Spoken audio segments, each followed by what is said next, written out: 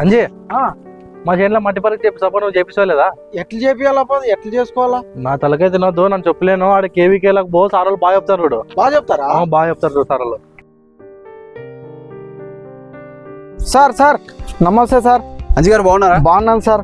Sir మీరు పోయిన సంవత్సరం శనగలు ఇచ్చిండ్రు సార్, భలే వచ్చింది సార్ పంట మాత్రము.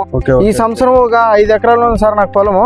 పత్తి వేయాలనుకునేనా, అందరూ చేను పక్కల వాళ్ళందరూ మట్టి పరీక్ష చేసుకుంటున్నారు సార్. నేను మట్టి పరీక్ష చేసుకోవాలి సార్, ఎట్లా సార్ అది? అంజీ గారు, ఈ మట్టి పరీక్ష అనేది చాలా ఈజీ, నేను మీకు ఎక్స్ప్లెయిన్ చేస్తాను. సో మీరు మిగతా రైతులు కూడా చెప్పొచ్చు, వాళ్ళని తీసుకొని రావచ్చు. Okay sir. అంజీ గారు, ఈ మట్టి నమూనా తీయడం అనేది చాలా సులభమైన పద్ధతి. సో మొదటగా వచ్చేసరికి ఇది వచ్చేసరికి మీ పొలం అనుకోండి. Okay sir. మీరు మట్టి తీయాల్సిన ప్రాంతం. సో మొదటగా వచ్చేసరికి మొక్కల కింద చెట్లు ఉంటాయి కదా, ఆ చెట్ల కింద తీయకూడదు. నెక్స్ట్ వచ్చేసరికి ఈ చుట్టూరు గట్లు ఉంటాయి కదా, గట్ల పక్కన తీయకూడదు. సో మొదట వచ్చేసరికి ఒక 4 ప్లేస్లలో, లేకపోతే ఒక 5 నుంచి 8 ప్లేస్లలో మనం తీసుకోవచ్చు మట్టి నమూనా అనేది. సో మొదటగా వచ్చేసరికి 4 మూలలుగా 4 శాంపుల్స్ తీసుకుంటారు, అలాగే మధ్యలో ఒక శాంపుల్. సో ఇవంతా ఒకటి కలెక్ట్ చేసుకొని ఒక చిన్న ప్రాసెస్ ఉంటుంది, అది ఎక్స్ప్లెయిన్ చేస్తాను. ఆ తర్వాత మీరు మా దగ్గరికి తీసుకొని వస్తే మేము పరీక్ష చేయడం జరుగుతుంది. సార్ ఎట్లా తీయాలి సార్ మట్టి? మీరు ఫస్ట్ వచ్చేసరికి ఎలా తీయాలంటే, ఇది మీ టోటల్ గా మొత్తం 5 ఎకరాల పొలం. ఈ 5 ఎకరాల పొలంలో ఈ గట్టు నుంచి ఒక మీటర్ పక్కకు పెట్టేసి ఇక్కడ ఒక శాంపుల్, నెక్స్ట్ ఇక్కడ ఒక శాంపుల్, ఇట్లా 4 మూలల 4 శాంపుల్ తీసి అలాగే మధ్యలో ఒక శాంపుల్, ఈ శాంపుల్ తీసుకొని అంతా కలెక్ట్ చేసి మొత్తం నా దగ్గరికి తీసుకుని రావాలి. సరే సార్. ఆ గుంత ఎట్లా తవ్వాలి సార్ అది? సో మొదటగా వచ్చేసరికి ఇది ఫీల్డ్ అనుకోండి. మీరు ఇక్కడ శాంపుల్ తీసేటప్పుడు ఈ వి ఆకారంలో లోపలికి తవ్వాలి. సో అరడుగు తవ్వాలి. అరడుగు తవ్వి ఈ మట్టిని అనేది పక్కన వేసేసి లోపల మట్టిని కలెక్ట్ చేయాలి.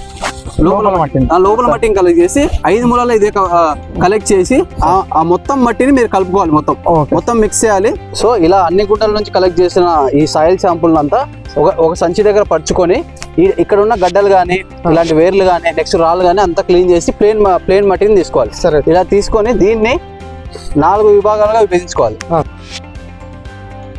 సార్ ఇట్లా 4 విభాగాలుగా విభజించుకొని ఆ తర్వాత ఈ లేయర్ ని తీసేయాలి. సార్ నెక్స్ట్ ఈ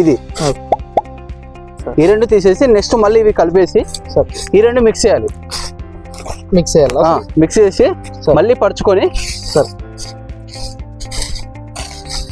ఇది మళ్ళీ 4గా విభజించి ఈ లేయర్ తీసేయాలి. తీసేసి ఇట్లా ఒక అర్ధ కేజీ ఒక 500 గ్రాముల మట్టి వచ్చేంత వరకు ఇలా ప్రాసెస్ చేసి 500 గ్రాముల మట్టిని మా దగ్గరికి తీసుకొస్తే మేము ఈ భూసార పరీక్ష చేసి ప్రధాన పోషకాలు ఎంత శాతం ఉన్నాయి, నెక్స్ట్ వచ్చేసరికి సెకండరీ న్యూట్రియన్స్ ద్వితీయ పోషకాలు ఎన్ని ఉన్నాయి, అలాగే సూక్ష్మ పోషకాలు ఎన్ని ప్రజెంట్ ఉన్నాయి, నెక్స్ట్ అనేది మేము మీకు చెప్పడం జరుగుతుంది. దాని పరంగా మీరు సమతుల్య ఎరువు యాజమాన్యం పాటించి మీ పొలాన్ని బాగా పండించుకోవచ్చు. ఓకే. మీరు మట్టి పరీక్ష ఎలా తీసుకోవాలి, మట్టి నమూనా ఎలా తీసుకోవాలని మీకు ఎక్స్ప్లెయిన్ చేయడం జరిగింది.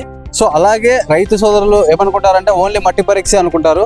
అలా కాదు, సాగునీటి పరీక్ష కూడా మనం రైతులు అనేది చేపట్టుకోవాలి. ఇది మన కృషి విజ్ఞాన కేంద్రం బనవాసిలో ఉంది.